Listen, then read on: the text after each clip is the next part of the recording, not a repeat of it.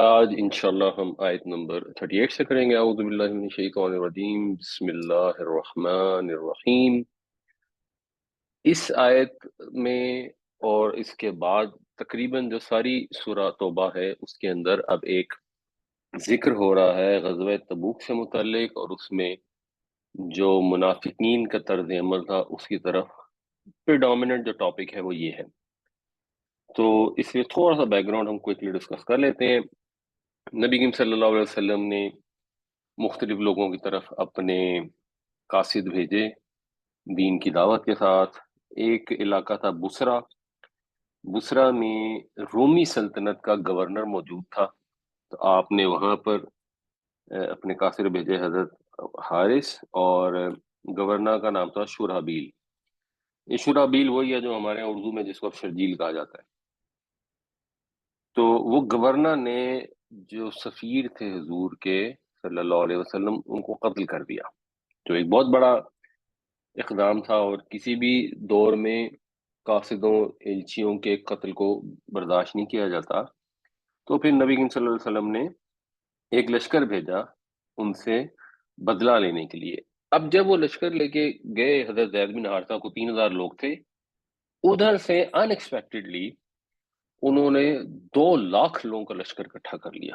یہ اب ایک بہت بڑی ایونٹ تھا، اور اس کے اندر بہت سارے صحابی ویسے شہید ہوئے سپہ سالار، لیکن ویسے تعداد جس میں تھی نا 11-12 صحابیوں کے متعلق آتا ہے، ایگزیکٹ اب نہیں پتا۔ پھر حضرت خالد بن ولید نے کمانڈ سنبھالی، اور حضرت خالد بن ولید بچا کر اپنے لشکر کو واپس لے آئے۔ تو اس سے اگرچہ بدلہ تو نہ لیا گیا، لیکن ایک بہت بڑا امپیکٹ کریٹ ہو گیا کہ مسلمان ایک پاور ہیں، اور اس وقت جو مسلم حکومت تھی وہ بالکل ایسے ہی تھی جیسے کوئی بالکل کوئی چھوٹا سا ملک ہو۔ یعنی جب غزوہ بدر ہوئی اور کافروں کے ساتھ جنگ ہوئی تو ادھر اگر 313 تھے تو ادھر 1000 سے، جب غزوہ خندق میں وہ بہت بڑا لشکر لے کے آ گئے تو وہ 10,000 کا تھا۔ یہاں تو ایک گورنر نے 2 لاکھ کا لشکر اکٹھا کر لیا۔ تو روم جو ہے وہ سپر پاور تھی، جیسے کوئی برونائی والے جو ہے وہ امریکہ کے ساتھ جنگ چھیڑ رہے۔ ایک اب مشکل مرحلہ آ رہا تھا کہ وہاں سے تو واپس آ گئے، لیکن اب اس نے دوبارہ سے فوجیں اکٹھی شروع کر دیں۔ جو روم کا بادشاہ تھا اس کو کیسر کہتے تھے، وہ اکٹھے کر رہا تھا تبوک کے قریب جو عرب کا اور رومی سلطنت کا بارڈر تھا، وہاں پر لشکر اکٹھا کر رہا تھا۔ تو اب فیصلہ کیا گیا کہ ٹھیک ہے جی، اس کے خلاف جنگ کری جائے گی، اور زمانہ سخت گرمی کا تھا، ویسے ہی قحط کائنڈ آف پھیلا ہوا تھا۔ اب پھل پک رہے تھے، لوگ اپنی فصلیں بھی کاٹنا چاہتے تھے، وہ روانہ ہونا نہیں چاہتے تھے، سفر بہت دور تھا، بہت مشکل تھا۔ تو آپ نے اعلان کر دیا کہ جی نکلیں اور سب تیاری کریں، اور بڑا پراپر کلیئر اعلان کر دیا کہ بھائی رومیوں سے جنگ کرنی ہے، سب اچھی طرح تیار ہو جائیں۔ اب یہ جو جنگ تھی اس کی جو تیاری تھی، اس کے لیے اردو کا یہ ہم لفظ استعمال کرتے ہیں نفیر عام۔ سب کو کہا گیا کہ سب نکلو، اور اب سب نے جنگ کرنی تھی، اس میں آپشن نہیں تھی۔ عام طور پہ جہاد جو ہے وہ فرض کفایہ ہوتا ہے، کچھ لوگ ہیں وہ جنگ کر لیں بس ٹھیک ہے۔ جیسے آج کے دور میں تو صرف فوج نے جنگ لڑنی ہوتی ہے، اس وقت یہ تو تھا نہیں، والنٹری ہوتی تھی۔ بہرحال جو صحابہ تھے وہ تیار ہو گئے، اور جو منافقین تھے انہوں نے سستی دکھانی شروع کر دی۔ تو کوئی مسلمان پیچھے نہیں رہا۔ 3 مسلمان ہیں جو کسی وجہ سے پیچھے رہ گئے، ان کی بھی سورہ توبہ میں ہی بعد میں انشاءاللہ ڈیٹیل آئے گی۔ اور بہت صدقہ کیا، حضرت عثمان نے اتنا صدقہ کیا کہ 900 اونٹ اور 100 گھوڑے اور پتہ نہیں کتنے درہم و دینار صدقہ کر دیے۔ حضرت ابو بکر کا صدقہ ان سے بھی بڑھ کے تھا کہ کیا تو آپ نے 4000 درہم، درہم دینار سے چھوٹا ہوتا ہے، کیے تو 4000 درہم، لیکن جو گھر میں تھا سب حضور کے لیے پیش کر دیا۔ تو اب جب آپ تشریف لے گئے نکلے وہاں سے تو 30,000 لوگ تھے، اور اونٹ تھے تو کوئی 1200 کے قریب، یعنی 18 بندے ایک اونٹ پہ سفر کرتے تھے۔ مطلب یہ کہ ایک آدمی اونٹ پہ بیٹھا ہے تو 11 بندے اس کے پیچھے چل رہے ہیں، پھر وہ باریاں لگا رہے ہیں، اور پھر سامان بھی نہیں تھا اس کے لیے۔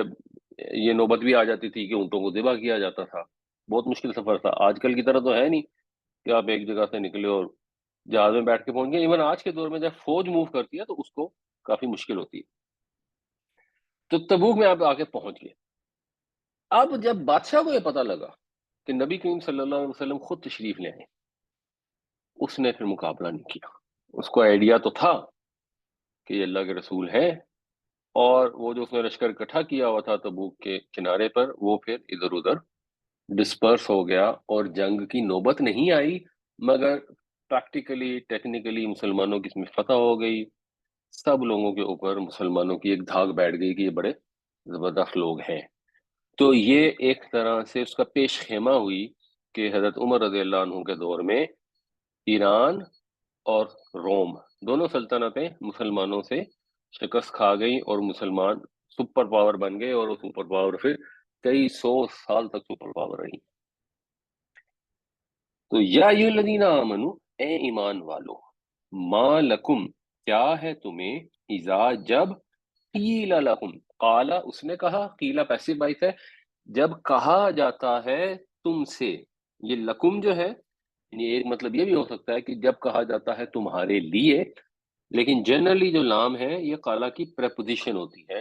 تو اردو میں ہم کہتے ہیں اس کو کہا، عربی میں کہیں گے کالا لہو. یہ لام جو ہے وہ کو کے معنوں میں استعمال ہوتا ہے. کیا کہا جاتا ہے؟ انفرو. نفر ینفرو، اس کا مطلب ہوتا ہے کسی اہم کام کے لیے نکلنا. اور نفری جو ہے وہ پھر فوج کی بٹالین کو بھی کہتے ہیں. کوئی بھی لوگ اکٹھے کر کے آپ نکلیں اس کو نفری کہتے ہیں. نفور بھی اسی طرح ہوتا ہے، نفیر عام کا لفظ بھی اسی سے ہے. تو نکلو فی سبیل اللہ، اللہ کے راستے میں. اب نکلو اللہ کے راستے میں کیا کرنا، انڈرسٹوڈ ہے. جب نفری کی بات ہو رہی ہے تو اللہ کے راستے میں جہاد کے لیے نکلو. تو کیا ہو جاتا ہے تمہیں، کیا وجہ ہے یہ، تمہیں کیا ہو گیا ہے کہ جب تمہیں کہا جاتا ہے کہ اللہ کے راستے میں نکلو، استاقلتم الی الارض. اب استاقلتم کو اگر آپ دیکھیں گے تو آپ کو ایک سرٹن روٹ تو فوراً نظر آ جائے گا، تے، قاف اور لام.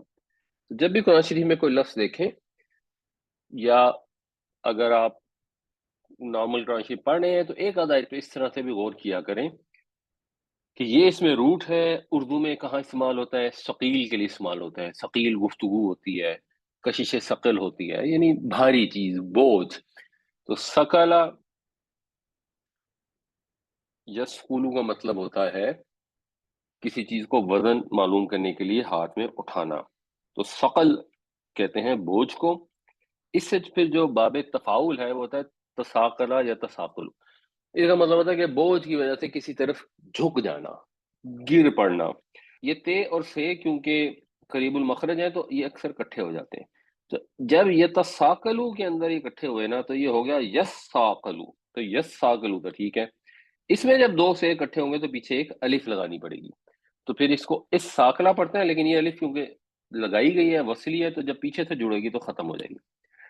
تو اس ساقلتم الی الارض، تم جھک پڑتے ہو زمین کی طرف، مطلب کہ تم زمین پہ گر پڑتے ہو، جس کو ہم اپنی زبان میں کہتے ہیں ڈھہ جاتے ہو. کہ جب تمہیں کہا جاتا ہے کہ نکلو تو زمین پہ ہی ڈھہ جاتے ہو. اب یہ بھی انڈرسٹوڈ ہے بڑا کلیئر کہ یہ مسلمانوں کو ایکچولی نہیں کہا جا رہا، ایمان والوں کو نہیں کہا جا رہا، اگرچہ الفاظ یہی استعمال ہوئے ہیں یا ایھا الذین آمنو. ایمان والے تو وہ تھے کہ جب غزوہ بدر ہوا، جب مسلمانوں کو کچھ نہیں تھا، برے حالات تھے، تو انصار نے بھی کہا کہ آپ ہمیں بے شک سمندر میں لے جا کے کہیں کہ یہاں تک جاؤ اور وہاں تک جا کے لڑو تو ہم لڑنے کو تیار ہیں. یہ خطاب کیا جا رہا ہے منافقین سے. اور قرآن شریف میں یہ الفاظ کہیں استعمال نہیں ہوئے، یا ایھا الذین نافقوا، اے وہ لوگوں جنہوں نے نفاق کیا. الفاظ جب ان کو مخاطب کیا جاتے ہیں یہی استعمال ہوتے ہیں، کیونکہ قانونی طور پر لیگل لحاظ سے منافقین کو بھی مسلمان ہی کہا جاتا ہے. یہ تو نفاق جو ہے یہ قیامت سے متعلق ہے. تو قیامت والے دن اللہ تعالیٰ یہ بتائیں گے کہ یہ مومن تھا اور یہ منافق تھا. اس وجہ سے یہ بہت کلیئر ہونا چاہیے کہ نبی کریم صلی اللہ علیہ وسلم کی امت میں ہر کوئی نہیں ہے جو اس امت میں پیدا ہو گیا. اگر جو حضور پر ایمان لائے، مدینہ میں رہتے تھے، اگر وہ منافق ہیں تو ہم اپنے آپ کو مومن سمجھنا شروع کر دیں.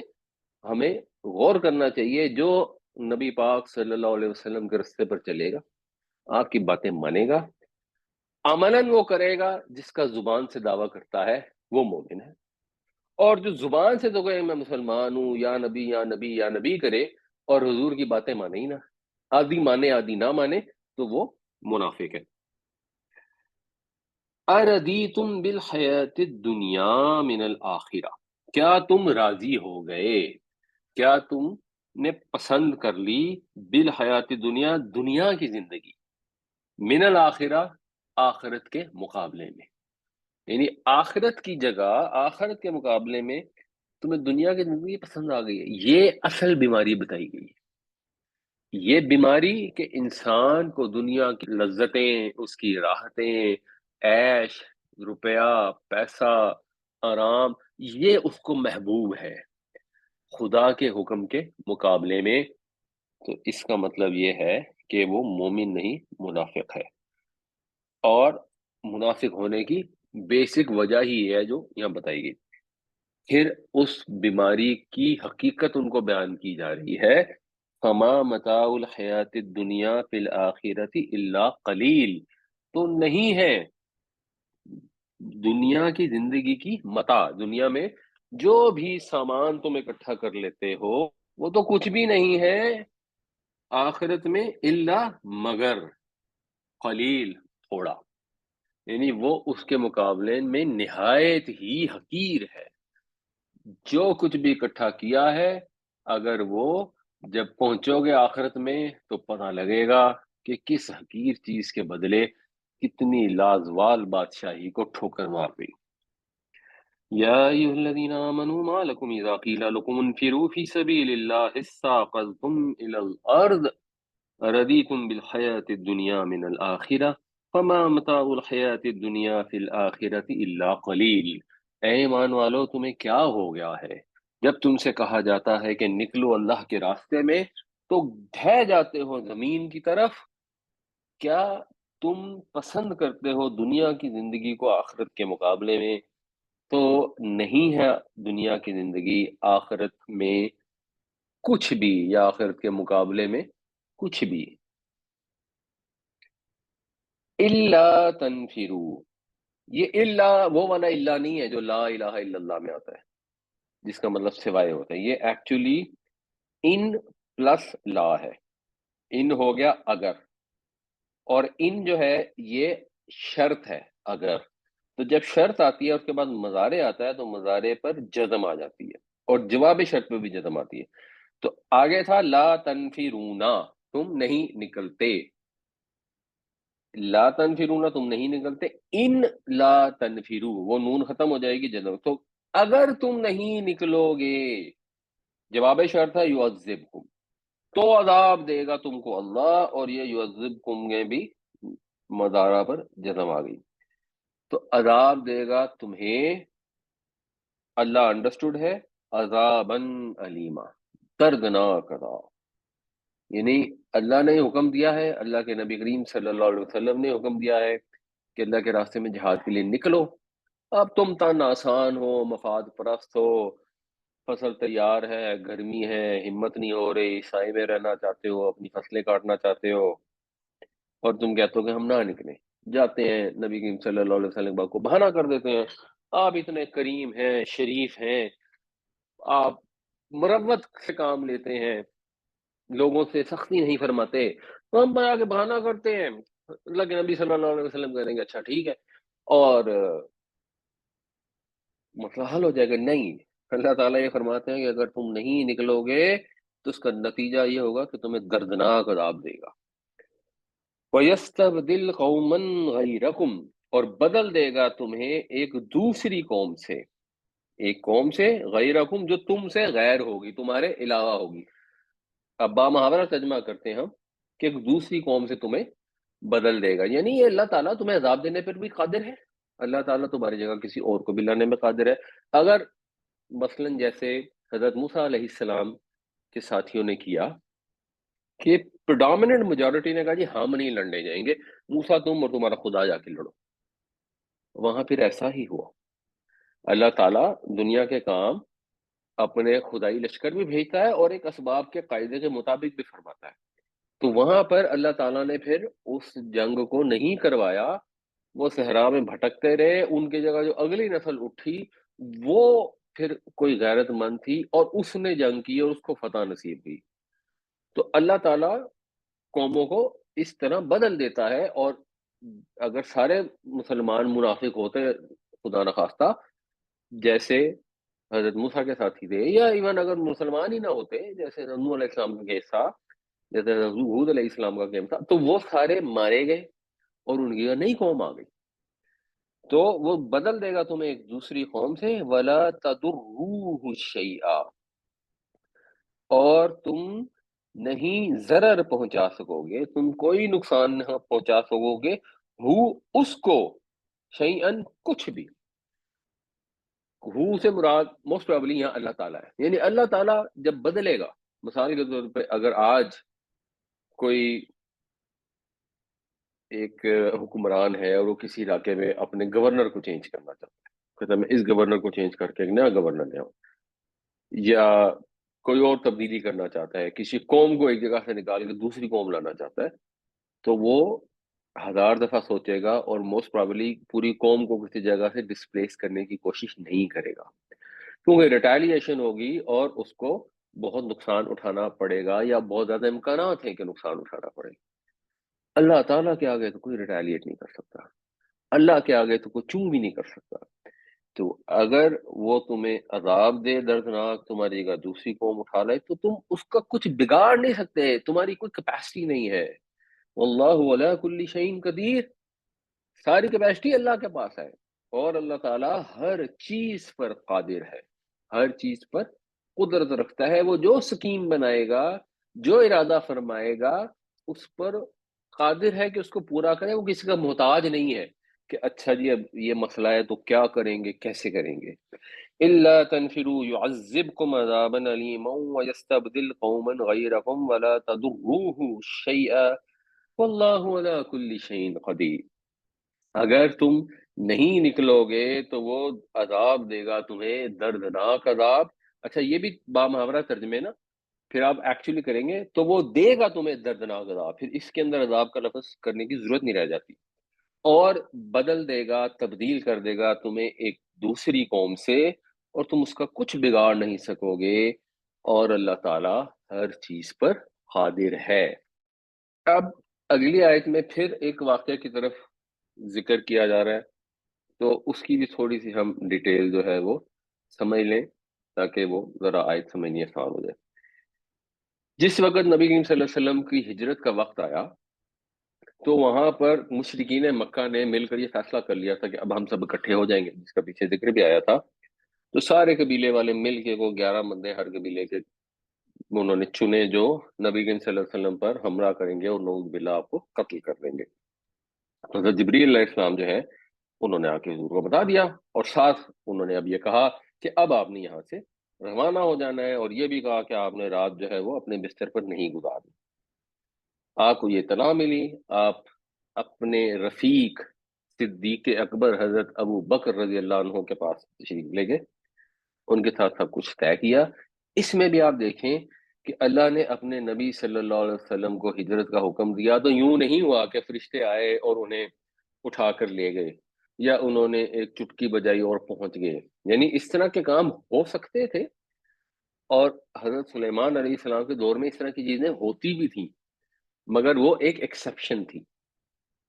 جنرلی جو اللہ تعالیٰ کا طریقہ کار ہے اس کے اندر اسباب کو استعمال کرنا پڑتا ہے، اور اس کی ایک وجہ بھی ہے کہ آگے جو امت نے زندگی گزارنی ہے ان کو ایک لایہ عمل، ایک اسوہ حسنہ چاہیے.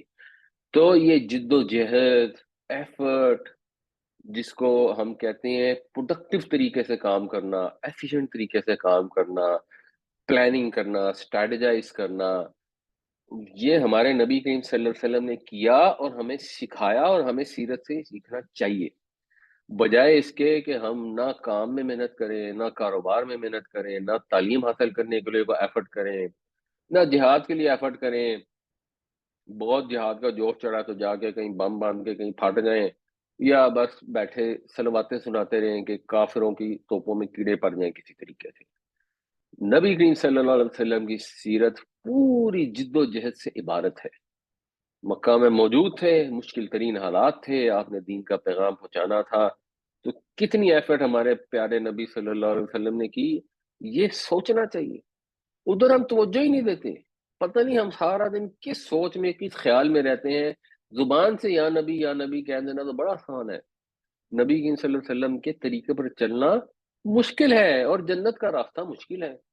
اور اگر حضور کے طریقے پر چلنا شروع کریں گے تو پھر کی محمد سے وفا تو نے تو ہم تیرے ہیں، یہ جہاں چیز ہے کیا، لوح و قلم تیرے ہیں، پھر تو سب کچھ ہی اللہ تعالیٰ انسان کو دے دے گا۔ تو نبی صلی اللہ علیہ وسلم نے ایک پلان کیا، ادھر سے مشرکین پلان کر رہے تھے۔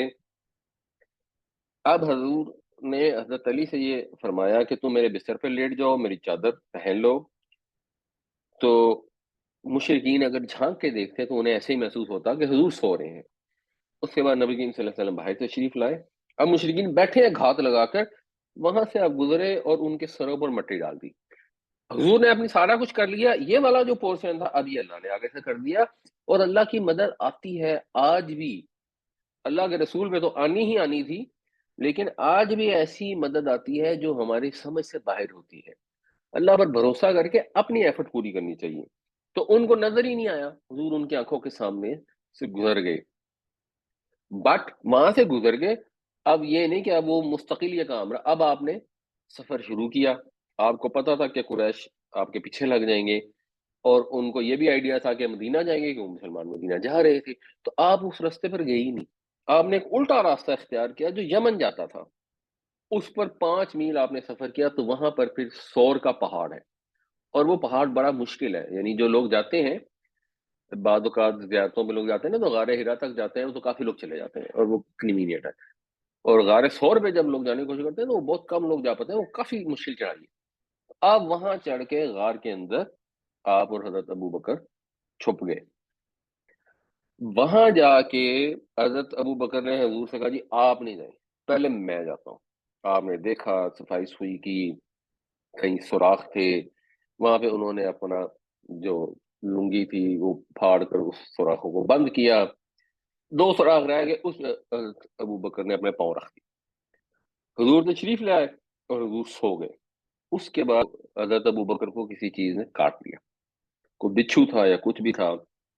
اب تکلیف تھی بہت زیادہ، لیکن ہلے نہیں، کہ حضور نے کیونکہ ان کے اس پہ آغوش میں سر رکھا ہوا تھا کہ آنکھ نہ کھل جائے، مگر اتنی تکلیف تھی کہ آنکھوں سے آنسو نکل آئے اور حضور کے چہرے پہ ٹپک کے عذاب ہو گئی۔ تو انہوں نے پوچھا کہ کیا ہوا، تو پھر انہوں نے کہا جی مجھے کاٹ لیا۔ پھر انہوں نے اپنا لعاب دہن لگایا تو تکلیف ختم ہو گئی۔ یہاں پر 3 راتوں تک حضرت ابو بکر اور حضرت محمد صلی اللہ علیہ وسلم رہے۔ حضرت ابو بکر کے بیٹے بھی رات کو یہاں جاتے تھے، دن کے وقت مکہ میں رہتے تھے، تو جو بھی پلاننگ ہو رہی تھی آ کے بتا دیتے تھے۔ حضرت ابو بکر کا غلام تھا، وہ بکریاں چراتا رہتا، رات کے وقت بکریاں ادھر لے آتا، دودھ پلا دیتا، اور پھر وہ بکریوں کو ذرا گھما پھرا کے وہاں سے نکال لے جاتا، تو وہاں سارے نشان مٹ جاتے۔ ادھر قریش نے کہا کہ جی ہم 100 اونٹوں کا انعام دیں گے جو ابھی پکڑ کر لائے گا۔ اب ہر بندہ یا کافی سارے لوگ حضور کی تلاش میں نکلے ہوئے تھے۔ ایک کھوجی تھا بڑا امپورٹنٹ، وہ لے کے آئے، قائف نام کا ایک کھوجی تھا، اس نے نشان غار سور تک پہنچ گیا۔ بٹ وہاں پہ اب خدا کی رہنمائی ہوئی، جو فرشتوں نے کام دکھایا کہ وہاں مکڑی نے جالا تن دیا اور کبوتر نے انڈے دے دیے۔ انہوں نے کہا جی یہ اس غار کے اوپر جو جالا لگا ہوا ہے مکڑی کا، وہ بہت بڑا جالا تھا، تو یہ تو اتنا پرانا ہے کہ حضور اب تب پیدا نہیں ہوئے ہوں گے، تو یہاں کوئی کیسے داخل ہو سکتا، اور یہ انڈے جو جنگلی کبوتر نے دیے کیسے بچ سکتے تھے۔ اور حضرت ابوبکر کہتے ہیں کہ میں غار میں تھا اور مجھے پاؤں نظر آ رہے تھے۔ اب حضرت ابوبکر کو بہت پریشانی ہوئی، اور اپنے لیے نہیں ہوئی، اپنے حبیب، اپنے نبی کے لیے ہوئی۔ تو انہوں نے کہا یا رسول اللہ اگر ان میں سے کوئی شخص نظر نیچے کرے گا نا تو ہمیں دیکھ لے گا۔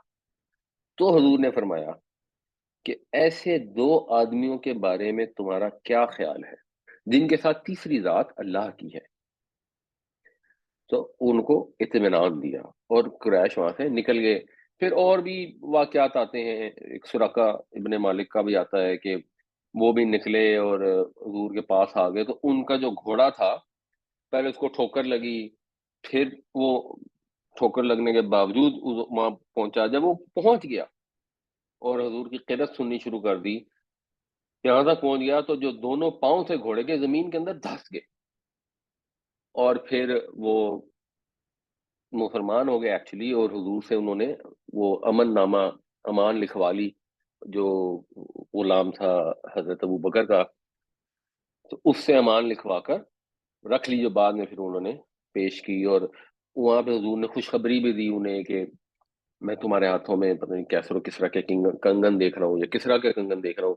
تو پھر جب ایران کی فتح ہوئی تو حضرت عمر کے پاس انہوں نے جا کے کہا یہ حضور نے مجھے پیشن گوئی کی تھی، تو پھر انہوں نے جو کسرا کے کنگن تھے ان کو عطا کر دیے۔ یہ والی بات اس آیت میں بھی آ رہی ہے، اللہ وہی اگر تم نہیں تنصروہ اس کی نصرت کرو گے، اگر تم اس کی مدد نہیں کرو گے، آگے کیا ہے فقد نصرہ اللہ، تو اللہ نے اس کی مدد فرمائی ہے۔ یعنی تم مدد نہیں کرو گے تو کوئی پرواہ نہیں ہے، اللہ کو تمہاری مدد کی کوئی ضرورت نہیں ہے۔ جس وقت اللہ نے مدد فرمائی، اذا اس وقت بھی اخرجہ الذین کفروا جب اس کو نکال دیا کافروں، ثانین، ثانین جو ہے یہ نصب میں ہے، یعنی ثانین تو نہیں ہے لیکن وہ آگے کیونکہ مرکب اضافی بن گیا نا تو اس کی تنوین ختم ہو گئی۔ ثانین نصب میں ہے، اس نصب کی وجوہات میں سے ایک وجہ ہوتی ہے حال، تو یعنی کافروں نے اس کو نکالا اس حال میں کہ وہ ثانی تھا، دوسرا تھا۔ کس کا دوسرا تھا؟ یہ مرکب اضافی ہے، ثانیس نئینی، دو کا دوسرا تھا، دو لوگ تھے ان میں سے وہ دوسرا، یعنی صرف دو لوگ تھے، اللہ نے اس وقت اس کی مدد فرمائی، باقی تو کوئی مدد کے قابل نہیں تھا۔ مدینہ والے تو مدینہ میں تھے، مکہ میں بمشکل تھوڑے سے 50-60 مسلمان تھے، ان میں سے کچھ ہجرت کر گئے تھے، کچھ اپنی جان بچانے کو تھے، اور یہ دو وہاں غار میں موجود تھے، اور وہاں اللہ نے کیسے مدد فرمائی؟ اذ ہما فی الغاری جب وہ دونوں غار میں تھے، ہو وہ ایک، ہم وہ سب، ہما وہ دونوں، اذ یقولو جب کہا اس نے، لصاحبہ اپنے صاحب سے، اپنے ساتھی تھے، لا تحزن مت غم کر، ان اللہ معنا بے شک اللہ ہمارے ساتھ ہے۔ جب حضرت ابو بکر نے کہا کہ یہ تو اگر نیچے ذرا سا منہ کریں گے ہمیں ان کے پاؤں نظر آ رہے ہیں، یہ نیچے جھانک کے دیکھیں گے تو ہم انہیں نظر آ جائیں گے، تو حضور نے فرمایا غم نہ کرو، ان دو کے متعلق تمہارا کیا خیال ہے جن کے ساتھ تیسرا اللہ ہے، ان اللہ معنا اللہ ہمارے ساتھ ہے۔ اس میں حضرت ابو بکر کا رتبہ ہے، حضرت ابو بکر کا جو مقام ہے وہ بھی اس آیت سے واضح ہوتا ہے۔ اللہ تعالیٰ ان کو نیک ہدایت دے جو حضرت ابو بکر کے مقام کو نہیں سمجھ پاتے اپنی کم عقلی کی وجہ سے، اور نبی کریم صلی اللہ علیہ وسلم کی ہمت، صبر، حوصلہ، پلاننگ، پریپریشن، اللہ کی مدد، ساری چیزیں اس چھوٹے سے جملے میں آ جاتی ہیں۔ إلا تنصروه فقد نصره الله إذ أخرجه الذين كفروا ثاني اثنين إذ هما في الغار إذ يقول لصاحبه لا تحزن إن الله معنا، اگر تم اس کی مدد نہ کرو گے تو اللہ نے تو مدد کر دی اس کی اس وقت جب نکال دیا اس کو کافروں نے، اس حالت میں کہ وہ صرف دو کا دوسرا تھا، جب وہ دونوں غار میں تھے، جب وہ اپنے ساتھی سے یہ کہہ رہا تھا کہ غم مت کرو بے شک اللہ تعالی ہمارے ساتھ ہے۔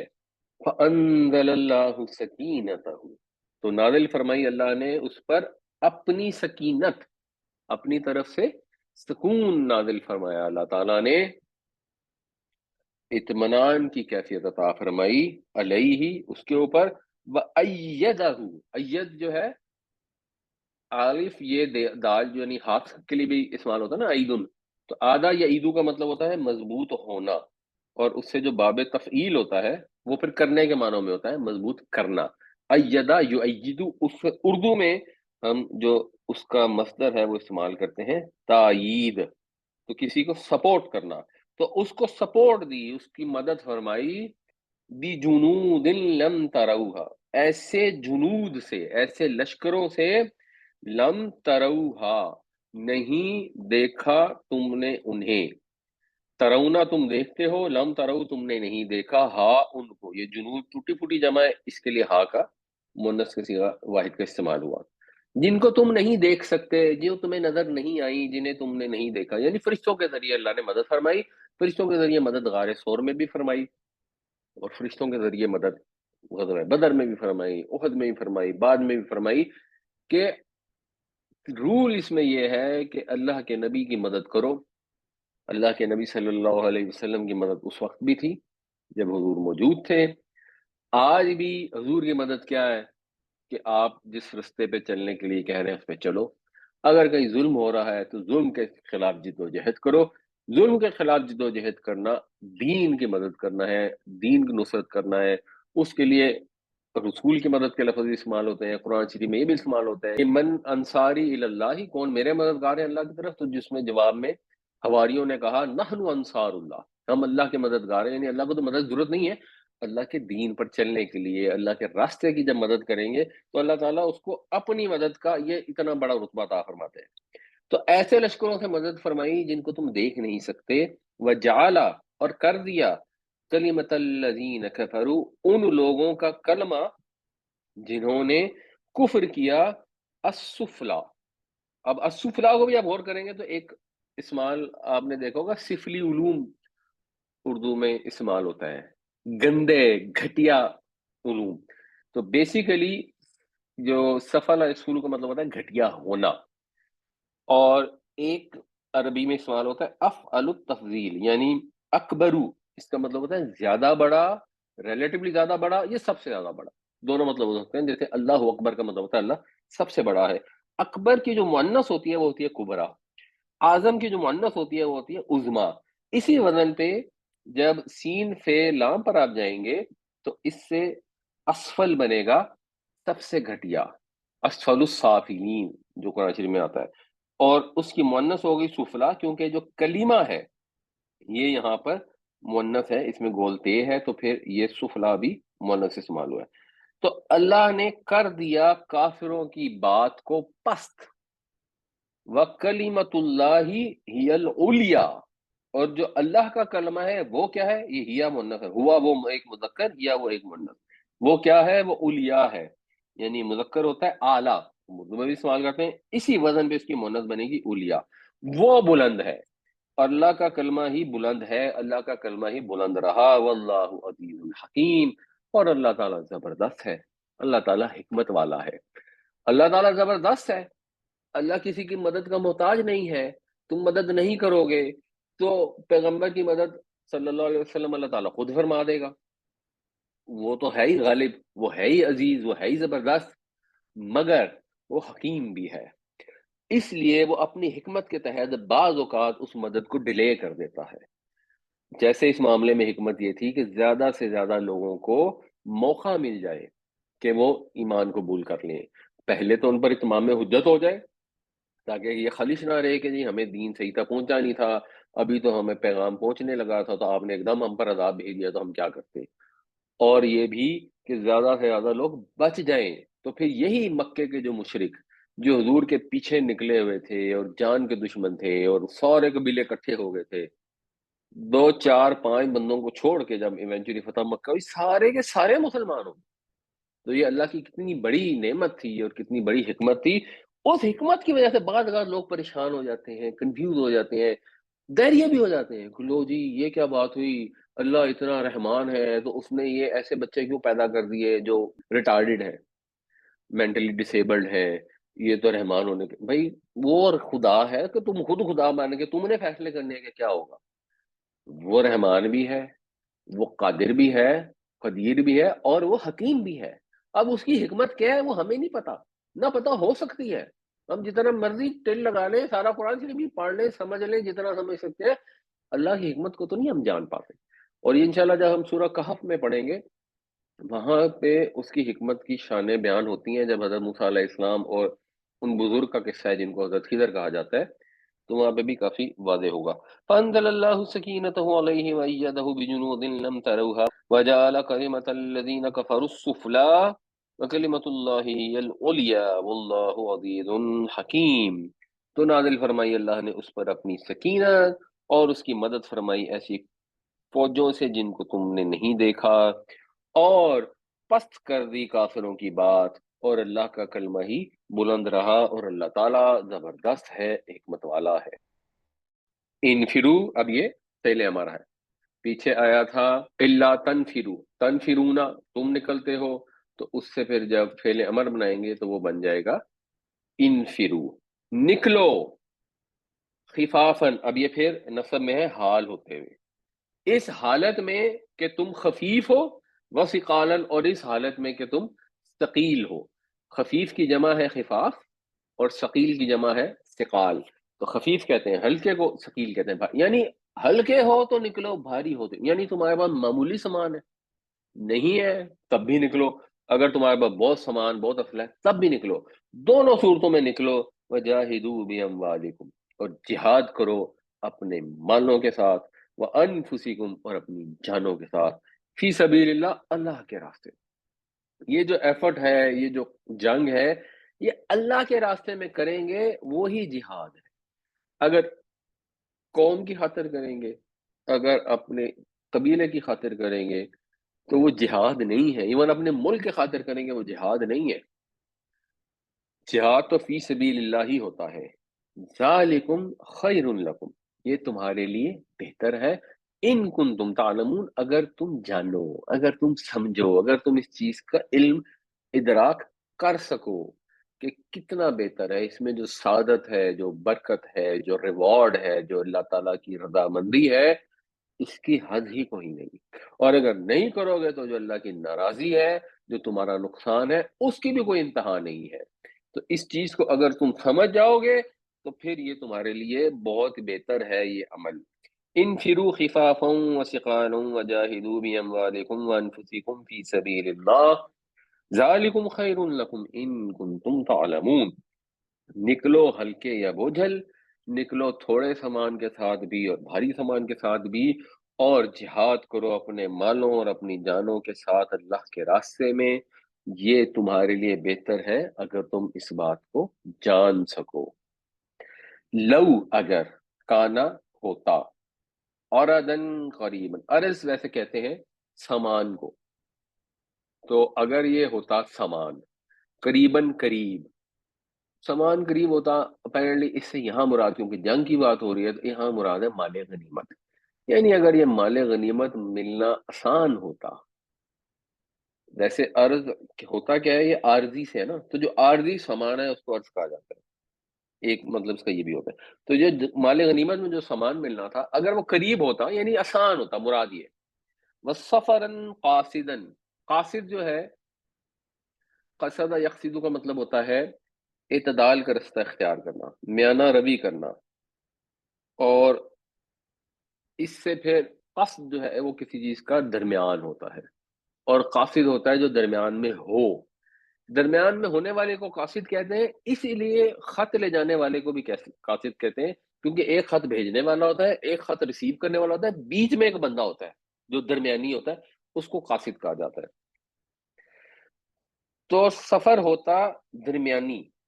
اب یہاں کمپیریزن آ رہا ہے غزوہ تبوک کے سفر سے، تو باماورہ ترجمہ ہم کریں گے، اگر سفر ہوتا آسان، اگر مال غنیمت ہوتا آسانی سے ملنے والا، اور اگر سفر ہوتا آسان، لَاتَّبَعُوكَ، اتبع اس نے پیروی کی، اتبعو ان سب نے پیروی کی، لَاتَّبَعُو لازمن پیروی کرتے، کیونکہ پیچھے لو آ گیا نا تو یہ جواب شرط ہے، تو وہ لازمن پیروی کرتے کا آپ کی، یعنی وہ بھی آپ کے ساتھ نکلتے۔ وہ منافقین جو بہانے بنا بنا کے کہ یا رسول اللہ میری طبیعت خراب ہے، میری ٹانگ میں درد ہے، میری بیوی بیمار ہے، میری فصل میں ایک دم کو مسئلہ پڑ گیا ہے، میں ابھی نہیں نکل سکتا، آپ نکلیں میں پیچھے سے آ جاؤں گا، اور حضور کہنے اچھا ٹھیک ہے، اچھا ٹھیک ہے، اچھا ٹھیک ہے، اور مال سے بھی جہاد نہیں کر رہے، وہ ایویں کوئی معمولی سا سامان لے کے آ گئے کہ اچھا جی یہ ہے، ڈپینڈنگ آن کے اوپر کتنے پیسے ہیں اس حساب سے جتنا وہ صدقہ کر رہے ہیں، اس موقع پر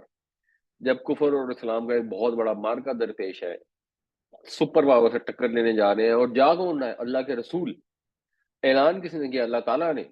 حکم کیا دیا کہ سب نکلو، اپنی جانیں بھی دو، اپنے مال بھی دو، اور اس کے جواب میں وہ بہانے کر رہے ہیں، مال دینے میں بھی بہانے کر رہے ہیں، جان دینے میں بھی بہانے کر رہے ہیں، تو وہ اس کی وجہ ایک بتائی جا رہی ہے کہ اگر اس میں مال غنیمت ملنے کے چانسز ہوتے ہیں بہت زیادہ، اور سفر بھی ہوتا آسان، تو یہ آپ کے پیچھے لگ جاتے ہیں، پھر آپ کے ساتھ چل پڑتے۔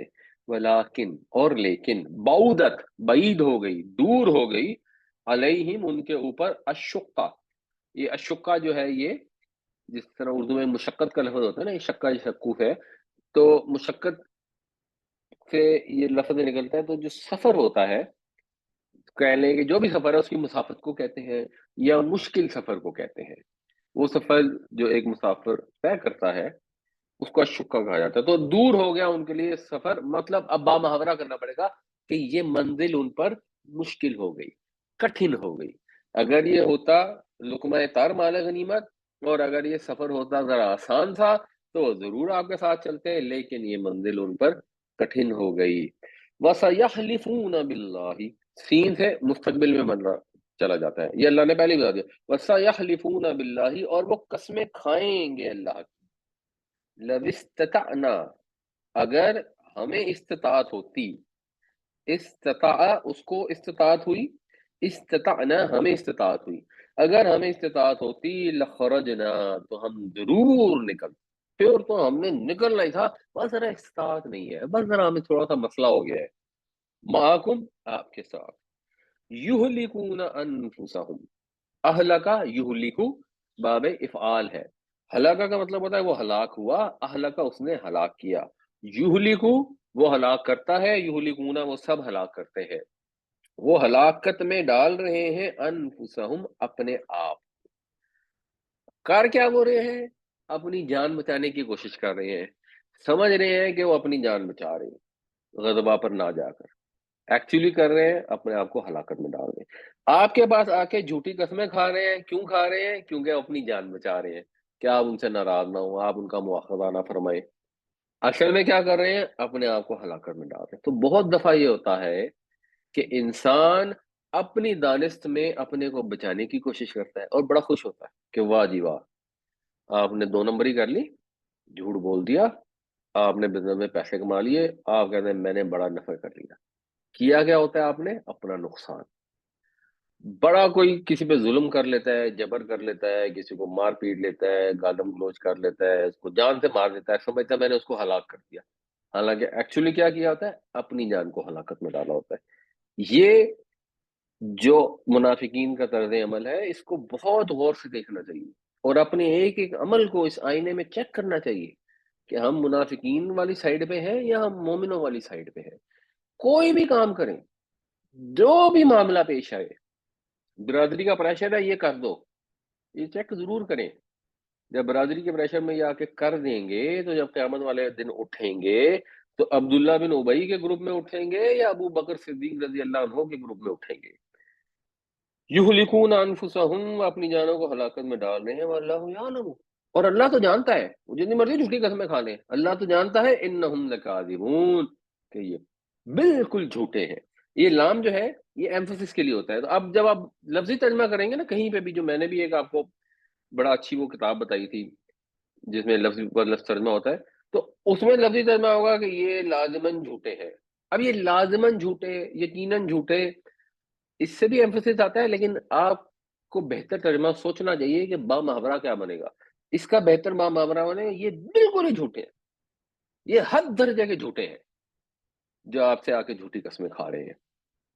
لو كان عرضا قريبا وسفرا قاصدا لاتبعوك ولكن بعدت عليهم الشقة وسيحلفون بالله لو استطعنا لخرجنا معكم يهلكون أنفسهم والله يعلم إنهم لكاذبون، اگر ہوتا آسان سامان، قریبی سامان اور درمیانہ سفر، آسان سفر، تو یہ ضرور آپ کے پیچھے چل پڑتے، لیکن کٹھن ہو گئی ان کے اوپر منزل، اور یہ قسمیں کھاتے ہیں اللہ کی کہ اگر ہمارے پاس استطاعت ہوتی تو ہم ضرور آپ کے ساتھ نکلتے، یہ ہلاکت میں ڈال رہے ہیں اپنے آپ کو، اور اللہ تو جانتا ہے کہ یہ حد درجے کے جھوٹے ہیں۔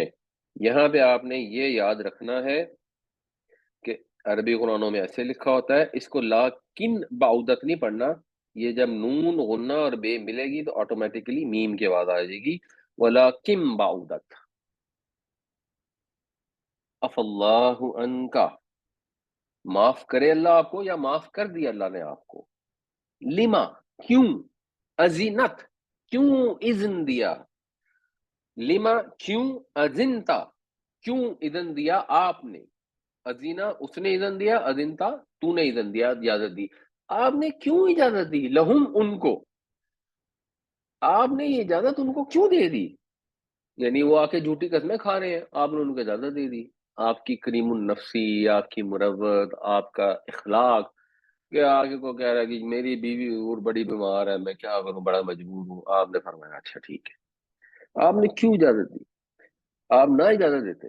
हत्ता यहाँ तक के यतबय्यन लकल्लज़ीन सदकू व तअलमल कादिबीन, यहाँ तक के वाज़े हो जाए, यतबय्यन बय्यन वाज़े, बयान करना, वाज़े करना, यहाँ तक कि आपके लिए वाज़े हो जाते कौन लोग, जिन्होंने सच कहा, जो सच्चे हैं, जो रास्तबाज हैं, और आप जान लेते झूठों को भी, यानी आप ना इजाजत देते अगर, तो मुसलमानों ने तो आपके साथ आना था, मुनाफिकीन ने इजाजत न मिलने के बावजूद नहीं आना था, आप ना इजाजत देते, उन्होंने फिर भी नहीं आना था, उन्होंने फिर घर बैठ के उधर तलाश लेने थे। अब तो उनको बड़ी आसानी होगी ना, कि जिसने पूछा उन्होंने कहा यार हुजूर ने इजाजत दे दी है, हुजूर से पूछा था, हुजूर ने कहा ना जाओ, अब रसूलुल्लाह सल्लल्लाहु अलैहि वसल्लम ने कह दिया, तो अब ये तो नहीं हो सकता कि वो कहे ना जाओ और हम चल पड़े।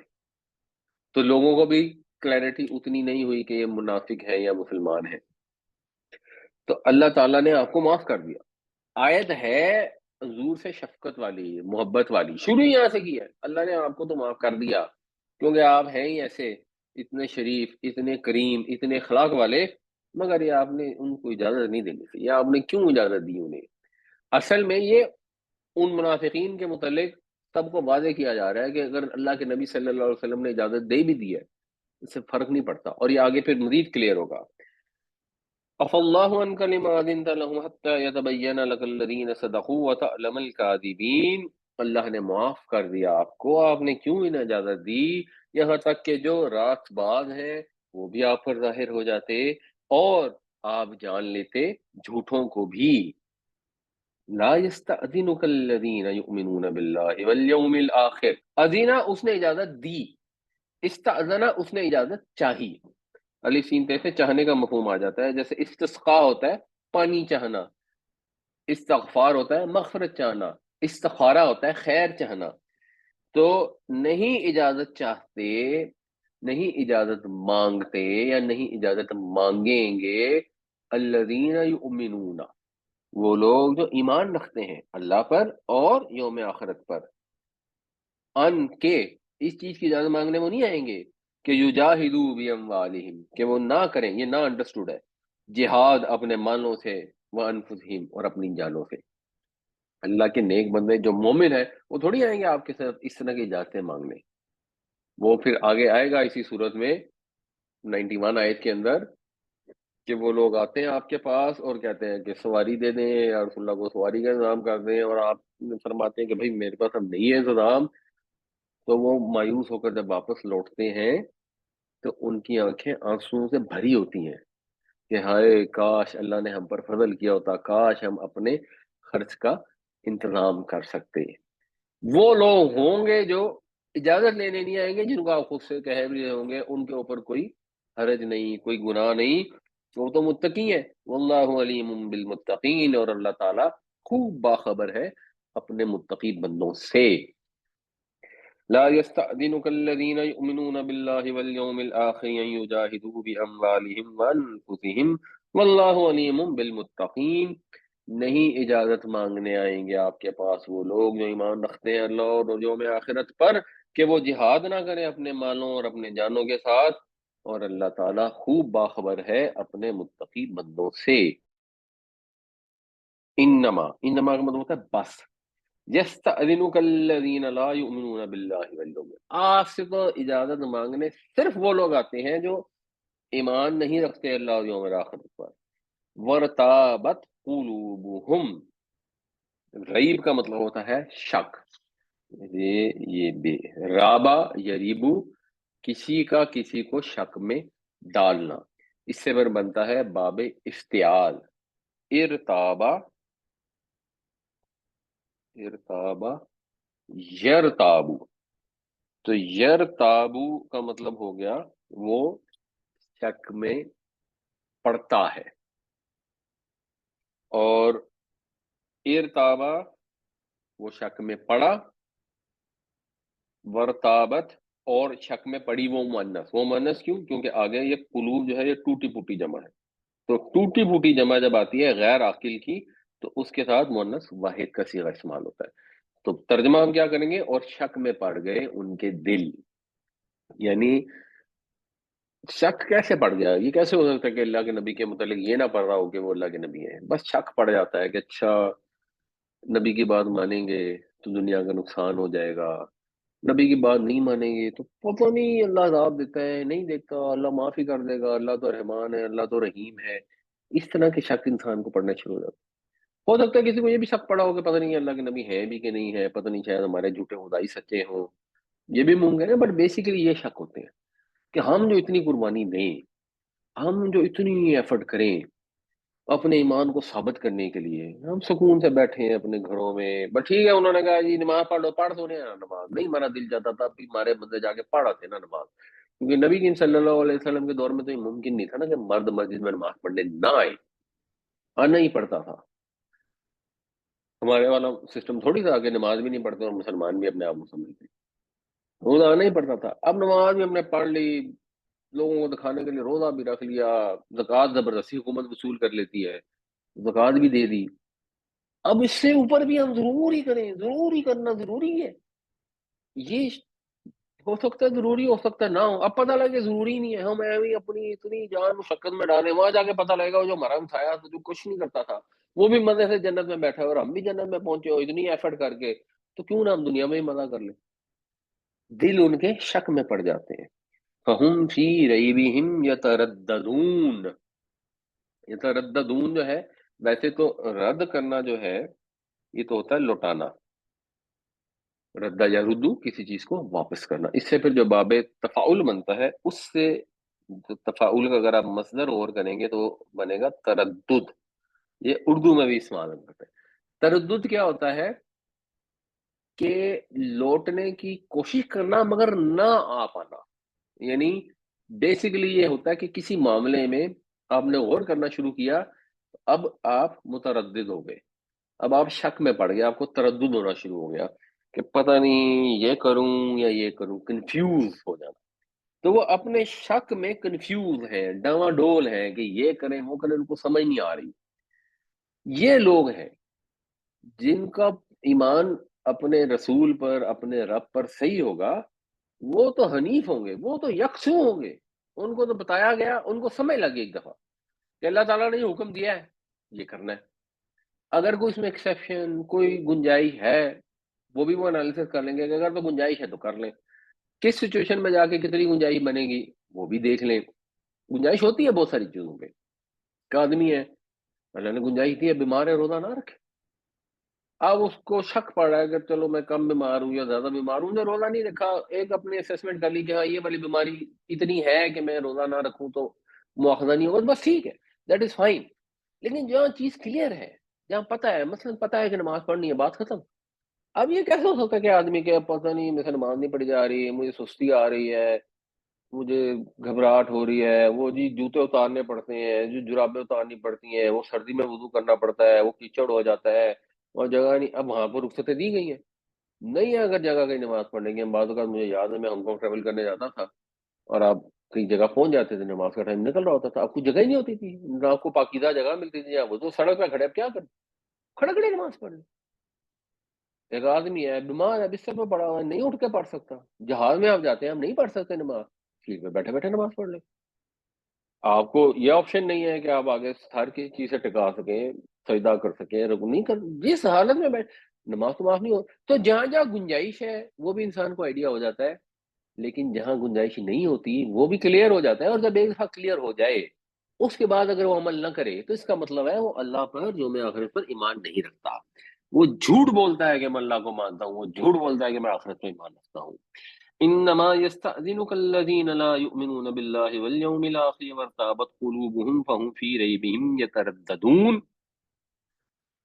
رخصت مانگنے کے لیے، اجازت مانگنے کے لیے تو صرف وہ لوگ آتے ہیں جو اللہ اور یوم آخرت پر ایمان نہیں رکھتے، اور جن کے دل شک میں مبتلا ہیں، پس وہ اپنے شک میں ڈاواں ڈول ہے۔ یہ بھی ہے کہ اگر آپ نے نارمل جو جرابیں پہنی ہوئی ہوں وضو کرنے کے بعد، تو اس کے بعد 24 گھنٹے کہہ لیں یا صبح کی نماز سے لے کے رات کی نماز تک آپ اس کے اوپر مسح کر لیں، وہ کافی ہے۔ اور اس میں کچھ لوگ تو چمڑے پہ انحصار کرتے ہیں، کچھ کہتے ہیں نہیں، یہ جو ہمارے آرڈنری جرابے جو ہیں یہ اس پہ مسئلہ سوری مسح کر لینا کافی ہے۔ تو کیا اس میں کیا کیا ہے ویسے، اس میں لیکن اس میں جو مولانا کچھ ہے؟ اسحاق کی بات مجھے کافی لاجیکل لگتی ہے۔ مولانا اسحاق مجھے یہ فرماتے ہیں کہ جب بنی اسرائیل کو اللہ تعالیٰ نے حکم دیا کہ گائے ذبح کر دو، اب وہ اس بحث میں پڑ گئے، کیسی گائے ہو، کون سی گائے ہو، فلان اور ڈھمکان، اس بحث کی ضرورت ہی نہیں ہے۔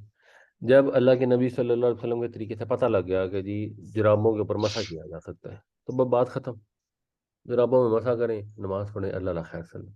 ابھی بحث میں پڑ جائیں کہ وہ جراب ایسی ہو، اتنی موٹی ہو، یوں ہو، فلان ہو، ڈھمکان ہو، تو مجھے ان کی بات لاجیکل لگتی ہے۔ آپ نے وضو کر لیا ایک دفعہ، بالکل صحیح۔ وضو کر کے موزے جی پہن لیے، اب جی موزے وضو کی حالت میں اتار کے دوبارہ پہن لی پھر تو ٹھیک ہے، لیکن وضو ٹوٹ گیا اور آپ نے موزے اتار دیے، اب آپ کو پھر وضو کرنا پڑے گا، پاؤں کا بھی دھونے پڑیں گے، ادروائز بس آپ مسح کر سکتے ہیں۔ ہاں، جی مسح کر لینا یعنی اگر دھو ہی لیں تو وہ زیادہ بہتر ہے، اس میں تو کوئی ڈیبیٹ نہیں ہے، لیکن اگر آپ کو لگتا ہے کہ انکنوینئنٹ ہے، کسی ایسی جگہ ہے، تو بس آپ نے مسح کر دیا۔ اور مسح بھی وہ سمبولک ہوتا ہے، مسح میں یہ نہیں ہوتا کہ جس طرح پاؤں پورا دھوتے ہیں اس طرح پورا ہاتھ اوپر نیچے ہر جگہ پھیرنا ہے، وہ بس ذرا سا اوپر پھیر دینا، اوپر سے پھیرنا ہے۔ اوپر سے بس ذرا سا پھیر دیا، یعنی سمبولیکلی۔ تو میری انڈرسٹینڈنگ تو یہ بنتی ہے کہ دیٹس گڈ انف۔ میرا خیال ہے یہ آپ کی ایکسپلینیشن سے ایک چیز بڑی اچھی ہو گئی ہے کہ جو لوگ بزنس میں یا آفیسز میں کام کرتے ہیں ڈیورنگ ڈے ٹائم، وہ ظاہر بات ہے بار بار وضو کرنا، اور پھر اس میں خاص طور پر پاؤں دھونا جو ہے بڑے مشکل ہوتا ہے۔ وہ واش بیسن میں بہت سے لوگ پاؤں ڈالے کھڑے ہوئے ہوتے ہیں، تو اگر وہ یہ چیز اگر یہ کنوینئنس سمجھ میں آ جائے لوگوں کی، تو میرا خیال ہے خاصے لوگ جو ہے وہ آسانی سے نماز پڑھ سکیں گے۔ ہاں جی، صحیح کہہ رہے ہیں، اور اللہ کے رسول صلی اللہ علیہ وسلم نے اگر یہ اجازت عطا فرمائی ہے تو بس اجازت کو استعمال کرنا چاہیے، اس کے اندر زیادہ وہ نہیں کرنا چاہیے۔ بعض اوقات جوتا پہنا ہوا ہوتا ہے جی، اور آپ نے وضو تو اوپر سارا کر لیا، تو کیا جوتے کے اوپر سے بھی اگر مسا کر لیں تو از اٹ اوکے؟ اب اس میں نا مجھے تھوڑی سی کنفیوژن ہے ویسے، مثال کو نماز جنازہ پڑھنے جا رہے ہیں نا، تو آپ نے نماز جنازہ میں جوتے پہن ہی رکھنے ہیں، تو اب تو ہم نے جوتوں کے اوپر سے مزہ کر لیا، یہ بھی ٹھیک ہے۔ میرا ذاتی خیال ہے کہ اگر مسجد میں جانا ہے اور یا کہیں ایسی جگہ جانا ہے جہاں آپ نے جوتے اتارنے ہیں، تو جس وقت وضو کر رہے ہیں تو پاؤں سے جوتے سے پاؤں ذرا سے نکال کے تو جرابوں کے اوپر مسح کر لیں، میرا اندازہ ہے وہ بہتر ہے۔ ویسے کئی لوگ کہتے ہیں جوتوں پہ بھی ہو جاتا ہے، بٹ میرا خیال ہے کہ نماز میں جس حالت میں جانا ہے نا اس پہ مسح کر لیں تو وہ زیادہ سوٹیبل لگتا ہے۔ بٹ مثلا نماز جنازہ پہ جا رہے ہیں، جوتے اتارنے ہی نہیں ہے، بٹ ٹھیک ہے، پھر جوتے کے اوپر سے ہی مسح کر لیں۔ یہ ایک انہوں نے سوال کیا جی آج کے دور میں جہاد کیسے کیا جائے گا؟ آج کے دور میں بھی جہاد ویسے ہی ہوگا جیسے اس دور میں ہوتا تھا، ہو سکتا ہے کہیں جنگ کی ضرورت پیش آئے، ہو سکتا ہے حکومت اعلان کرے کہ جی آپ جنگ کریں اور فوج انڈیا سے حملہ ہو گیا آپ بھی ساتھ چلیں اور جنگ کریں، یہ بھی ممکن ہے۔ جد و جہد کسی بھی کرنی ہے، ظلم کے خلاف آواز بلند کرنی وہ جہاد ہے، اپنے دین کی اور اپنی قوم کی مسلمانوں کی حفاظت کرنا وہ بھی جہاد ہے۔ اور ویسے ہر مرحلے پر کوشش کرنا، ایک آدمی سے کوئی رشوت مانگنے آ رہا ہے، اگر وہ ہمت دکھا سکتا ہے، اس کا مقابلہ کر سکتا ہے، تو اس کو مقابلہ کرنا بھی جہاد ہے۔ اگر کوئی آپ کے گھر پر خدا نہ خواستہ کو ڈاکو آ جاتے ہیں، اگر آپ ڈپینڈنگ آن سچویشن، ضروری نہیں کہ آپ ہر جگہ لڑنے کے لیے کھڑے ہو جائیں اور گولی کھا لیں، بٹ ڈپینڈنگ آن سچویشن، آپ سڑک پہ نکلیں، آپ کو پتہ لگا ہے کہ کسی عورت کے اوپر کو اسالٹ کر رہا ہے، تو آپ اس کو بڑھ کے بچانے کی کوشش کرتے ہیں، یہ بھی جہاد ہے۔ جو بھی چیز اللہ کے حکم کے مطابق انسان کوشش کرتا ہے، ایفرٹ کرتا ہے، وہ جنگ بھی ہو سکتی ہے، اور آپ کا ہر عمل جو ہے، جو بھی جد و جہد ہے، وہ جہاد ہو سکتا ہے۔ کہ جیسے نماز جنازہ میں ہمیں کہا جا، کیونکہ ہوتی ہے یہ اوپن گراؤنڈس میں ہوتی ہے اور کھلی جگہ پہ ہوتی ہے، ہم بوٹ پہن کر نماز جنازہ پڑھ لیتے ہیں، لیکن ہمیں کہا جاتا ہے کہ جی بوٹ اتار کے آپ ویسے کھڑے ہو جائیں. تو ویسے تو بوٹوں کے بغیر تو وہ جگہ تو ہمیں پتہ نہیں ہے، کنفرم نہیں، جیسے اوپن گراؤنڈس یا پارکس میں ہوتی ہے تو وہ جگہ پاک ہے یا نہیں ہے. بوٹوں کے اندر، شوز کے اندر پہن کر اگر نماز جنازہ پڑھا جا سکتا ہے کہ نہیں؟ دیکھیں جی، پہلی چیز یہ ہے کہ جگہ کو تو آپ پاک ہی سمجھا کریں، کیونکہ اگر جگہ پاک نہیں ہے تو وہاں نماز پڑھنا ویسے ہی کوئی اتنا اپروپریٹ نہیں ہے. نماز تو پاک جگہ پہ پڑھنی چاہیے. اگر مجبوری ہوگی تو ایک فرق چیز ہے. جوتے پہن کر نماز ہوتی ہے، یعنی ایون جب آپ مسجد میں جاتے ہیں، مثلا ایک حدیث میں آتا ہے کہ نبی کریم صلی اللہ علیہ وسلم نماز پڑھ رہے تھے تو دوران نماز آپ نے اپنے جوتے اتار دیے. یعنی نماز میں پہلے جوتے پہنے ہوئے تھے نا تو پڑھ رہے، کیونکہ مسجد نبوی میں تھے کنکریاں ہوتی تھیں، وہ اس طرح ہماری طرح سنگ مرمر کے فرش تو بچھے نہیں ہوتے تھے، کارپیٹ تو ہوتے نہیں تھے، تو جوتے پہن کر ہی نماز پڑھی جاتی تھی. تو حضور نے دوران نماز اپنا جوتا اتار دیا اور سائڈ پہ رکھ دیا. پیچھے صحابہ کو آئیڈیا ہو تو انہوں نے بھی سب نے اپنے جوتے اتار دیے، سائڈ پہ رکھ دیے. جب حضور نے سلام پھیرا تو صحابہ نے پوچھا یا نبی صلی اللہ علیہ وسلم آپ نے جوتے اتار دیے؟ تو ہم نے بھی اتار دیے. تو حضور نے کہا کہ نہیں، مجھے تو جبرائیل نے یہ آ کر دوران نماز وہی کی تھی کہ آپ کے جوتے پر گندگی لگی ہوئی ہے تو میں نے جوتا اتار دیا. تو اس سے یہ پتہ لگا کہ جوتا پہن کر نماز پڑھی جا سکتی ہے. ہاں، کیا مثلا مسجد میں جاتے ہوئے جوتے پہن کر جانا چاہیے؟ وہ ایک فرق مسئلہ ہے، نہیں جانا چاہیے. اللہ کے حضور جب آپ پیش ہوں تو حضرت موسیٰ علیہ السلام جب کوہ طور پر گئے تو حضرت موسیٰ نے اپنے جوتے اتار دیا. قرآن میں اس کا ذکر آتا ہے. تو ادب کا بہتر تقاضا یہ ہے کہ جب آپ نماز پڑھنے جائیں تو جوتے اتار دیں. مگر ایسی سچویشن ہے جہاں جوتے اتارنا اپروپریٹ نہیں ہے، چاہے زمین پہ کنکریاں ہیں، پتھر ہیں، مٹی ہے، یا آپ کے پاؤں گندے ہو جائیں گے اور پھر آپ اس کو گندے پاؤں لے کے سارا دن پھرتے رہیں گے، تو جوتے پہنے بالکل نماز ہو سکتی ہے. اور نماز جنازہ اکثر ایسی ہوتی ہے جس میں جوتے پہن، اچھا پھر لوگ کرتے ہیں کہ جوتوں میں سے پاؤں نکال کے نا انہی جوتوں کے اوپر کھڑے ہو جاتے ہیں، تو وہ تو جی جی ایسے ہی ہے. بالکل سچویشن ہو جاتی ہے نا، اس کا تو کوئی فائدہ نہیں. اللہ تعالیٰ ہمیں قرآن پڑھنے، سمجھنے، اس پر عمل کرنے کی توفیق عطا فرمائے اور دوسروں تک پہنچانے کی بھی توفیق عطا فرمائے. آمین یا رب العالمین.